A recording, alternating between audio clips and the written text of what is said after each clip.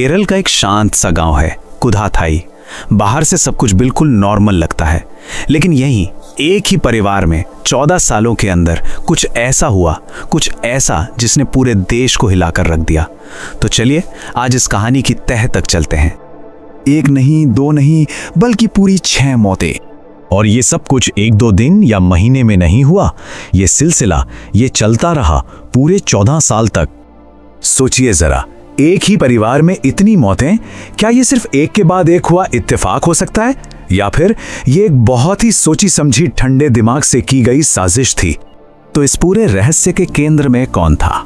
चलिए बात करते हैं उस एक इंसान की जिसका नाम है जॉली जोसेफ। अब बाहर से देखने पर जॉली बिल्कुल एक आम घरेलू महिला लगती थी। सब उसे एक पढ़ी लिखी, शांत स्वभाव की और काफ़ी धार्मिक महिला मानते थे। मतलब समाज में उसकी इमेज एकदम परफेक्ट थी।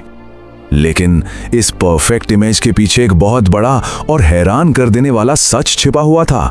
जॉली सबको बताती थी कि वो NIT कालीकट में प्रोफेसर हैं, रोज तैयार होकर घर से निकलती थी, पर असलियत ये सब एक सफेद झूठ था। उसकी पूरी जिंदगी एक धोखा थी।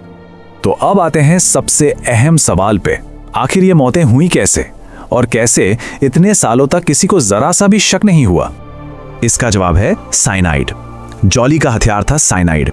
ये एक ऐसा जहर है जो बहुत बहुत तेजी से असर करता है, और इसके जो लक्षण होते हैं ना, वो बिल्कुल हार्ट अटैक जैसे होते हैं। और शायद यही वजह थी कि हर मौत को कुदरती मान लिया गया, किसी ने सवाल ही नहीं उठाया। और सबसे ज्यादा डराने वाली बात जानते हैं क्या है? ये जहर देने का तरीका बहुत ही आम था। कभी जूस में मिला दिया, कभी सुबह की कॉफी में, तो कभी खाने में। अपने ही परिवार के लोगों को उसने ऐसे ही मौत दी। तो चलिए इस पूरी टाइमलाइन पर एक नजर डालते हैं कि कैसे एक के बाद एक मौतें होती गईं।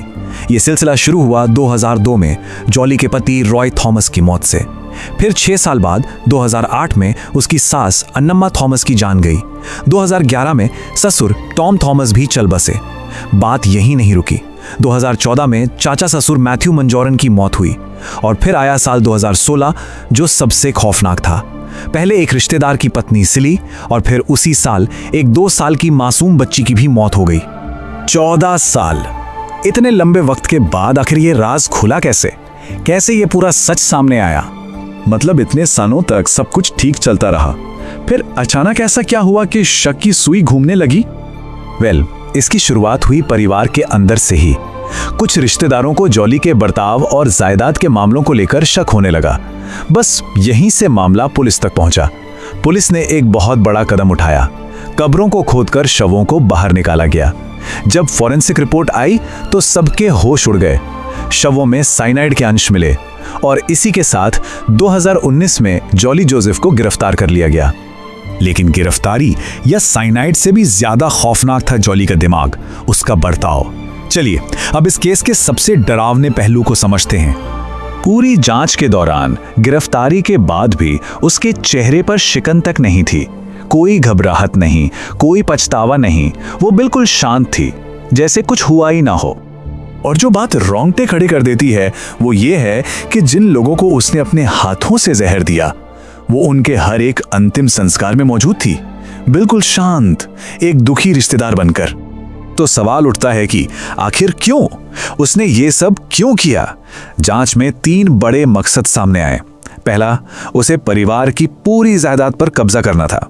दूसरा, उसे हर चीज पर, हर किसी पर अपना कंट्रोल चाहिए था। और तीसरा, अपनी झूठी पहचान, वो जो प्रोफेसर होने का नाटक था, उसे किसी भी कीमत पर बनाए रखना था। जॉली गिरफ्तार हो चुकी है, लेकिन ये कहानी यहां खत्म नहीं होती। आज भी कुछ ऐसे बड़े सवाल हैं जो अनसुलझे हैं, जैसे कि क्या जॉली ने ये सब अकेले किया, या इस साजिश में कोई और भी शामिल था? और ये साइनाइड, इतना खतरनाक जहर, उसे इतनी आसानी से कैसे मिलता रहा? और शायद सबसे बड़ा सवाल, आखिर 14 सालों तक ऐसा क्या होता रहा कि एक ही घर में इतनी मौतें होने के बावजूद किसी को शक तक नहीं हुआ? और अंत में ये एक बात इस पूरी कहानी को शायद सबसे अच्छे से बयां करती है कि इस कहानी में कोई भूत प्रेत नहीं है, बल्कि एक जीता जागता इंसान है जो किसी भी हॉरर फिल्म के किरदार से कहीं ज्यादा खतरनाक है।